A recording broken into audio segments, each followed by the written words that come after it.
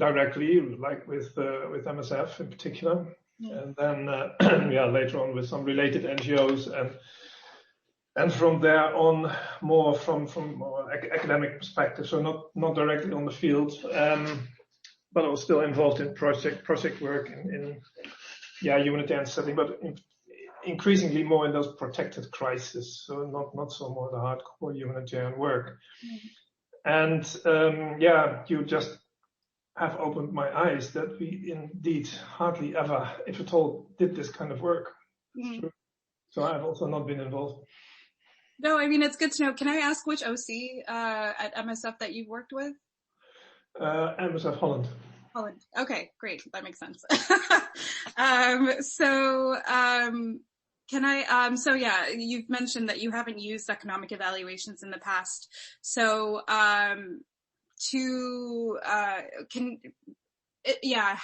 what have been some of the reasons behind why they haven't been included in the evaluations that you may have done in the past? And what have you done instead or is it even really a priority to understand like the use of resources in those settings in that moment in an emergency setting? Yeah, I think probably different reasons. At the heart of it, I think, is probably a big resistance in humanitarian agencies to attach money to lives. Yes. That's I think at the heart of it, and that's why even early days when I was working in MSF, those days that we talk about, when was it? So early 90s, say. Then even research was not done. There was big reluctance to do any research. It's quite amazing if you see now how much research is going on, but that was really, and that had to do not so much with this kind of resistance as for the economic evaluation, but it's more now we should spend all our resources in saving lives. So it was very much that core focus on saving lives, which I think the humanitarian community needed those days. It was kind of still up and coming to really find its focus. And I think only later on there was much more attention to also include research, and one agency was doing better than others. But then, I think another reason is probably that you are still grappling with so many other issues first, mainly to do with effectiveness at all. And then I think that was already difficult enough. And then secondly, maybe also what kind of operations you should put up. There are also some choices to be made. That kind of emerged into the establishment of a handbook like the Sphere handbook. I think that was a result of a lot of work. I think it's essentially had to do with setting some basic indicators what they are working on, and it's still quite related to saving lives, but in fact that's what you normally don't focus on. But that's the rationale. Of course, you do all other things, and mainly in the health sector, you are just building up some basic health services. And so I think that were the part of the arguments. I think it's a third factor is probably you say that the humanitarian efforts they have like a lack of money, and that's true on the one hand, and particularly if you look a bit from the outside and see all the massive needs and the amount of money which is around, there's always big shortages. On the other hand, compared to some more regular health work, health system work, health provision work, it was relatively well off in the sense. So if you would work as an NGO in those days regular developmental setting and trying to get up some primary healthcare going, you had much less money than those big, filthy rich humanitarian NGOs. Yeah. So that also probably that was not so outspoken because of course everyone always feels the shortage of money. But I think that was also probably not conducive to pin that down and say, okay, this is the cost per life saved. That would be a horrible thing to do. But even on a different level, you could of course do some costing studies to maybe compare things or whatever. But that never really came in. Okay. Yeah. So then I guess, so in terms of decision making, what were the main factors that were considered, rather than, because you're saying cost really wasn't that big of an issue at the time. What were some of the other factors that were higher on the priority list to consider when it came to implementation and scale up? Needs. Okay.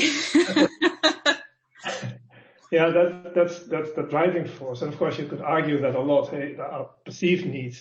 Needs are often, when there's something in needs, of course, when it comes in the news, you can be quite cynical about those kind of things. Or if it's politically motivated, of course, humanitarians will always say we're not politically driven. But why were we all in Afghanistan and not in some other countries? Still are up to date.